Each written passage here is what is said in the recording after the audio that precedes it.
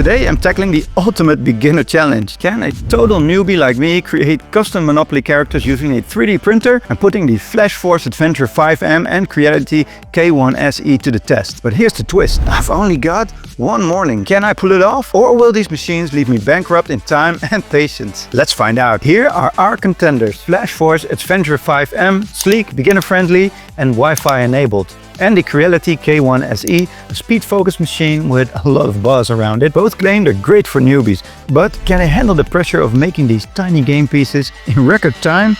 We'll see. Let's be real, 3D printing can seem scary. You've probably heard horror stories about clogged nozzles, warped prints, or machines so complicated they make IKEA furniture look like child's play. Even buying one can be intimidating. I wanted a noob-friendly one. Did I buy the right ones? What if I waste hours just trying to make it work? What if I break something? Or worse, what if nothing prints at all? Time to roll the dice. Supposedly anyone can make 3D prints now.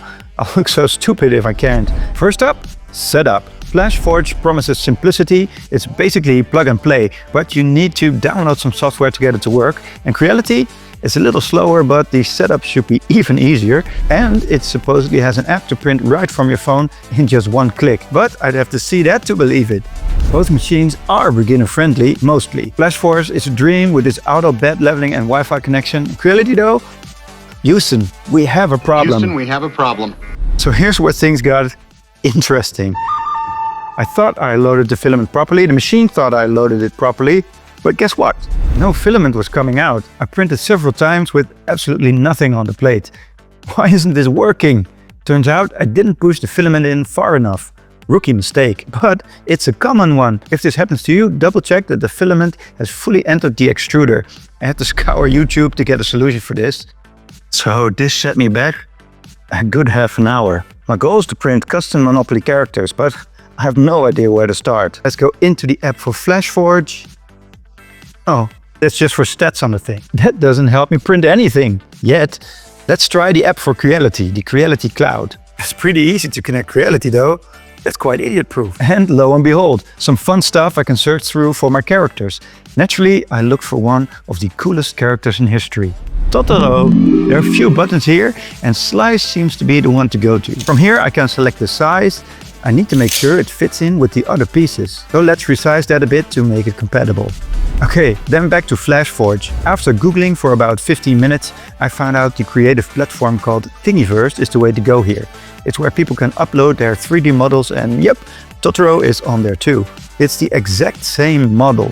I couldn't print directly from here, of course, so I also had to get FlashMaker, download the file, open it with FlashMaker, resize the thing as well and hit print. At least the printer connected quickly, so now it's up and running on both printers. Just apply a little glue. FlashForge is steady and just a little faster. Creality? Fast but temperamental. The time it needs to calibrate before starting to print is a bit longer, but this time with the filament issue fixed, it's actually printing. Fingers crossed. Ta-da! My first ever custom Monopoly pieces. They're not perfect, but hey, it's a solid win for a newbie. The FlashForge print looks good, but being this tiny, the details just aren't there and the extra filament broke off the ears. Creality got the job done in a little more time, but looks a bit cooler.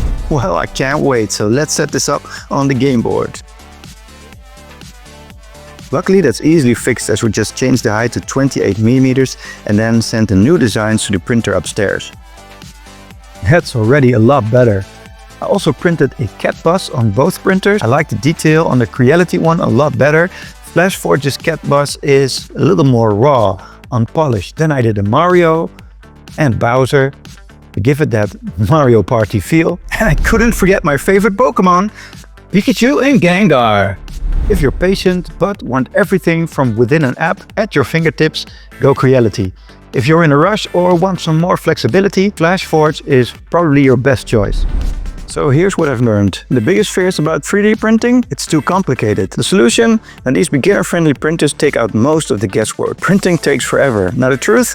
Printing does take a long time, but it also depends on the type of machine that you use. So the FlashForge Adventure 5M is a little bit faster than the Creality one, so that takes out just a little bit of the time. And you can just set and forget and the app gives you a notification when it's done. Number 3. Failures are inevitable, and they kinda are, but you can do a lot to learn from your mistakes, like loading the filament properly like I didn't do in the beginning, and you can make sure your model has enough contact points with the surface area so it doesn't fly everywhere. Learn from your mistakes and you'll get better every time. And before this morning ended, I went from not having ever printed anything on a 3D printer to having a full custom Monopoly character set. I might not be a master yet or pro, but I'd say that's a solid start. How can a newbie master the art of 3D printing?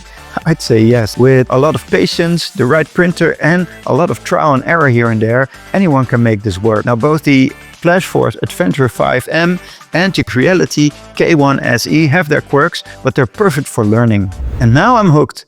What should I print next? Have ideas? Drop them in the comments. And don't forget to like and subscribe.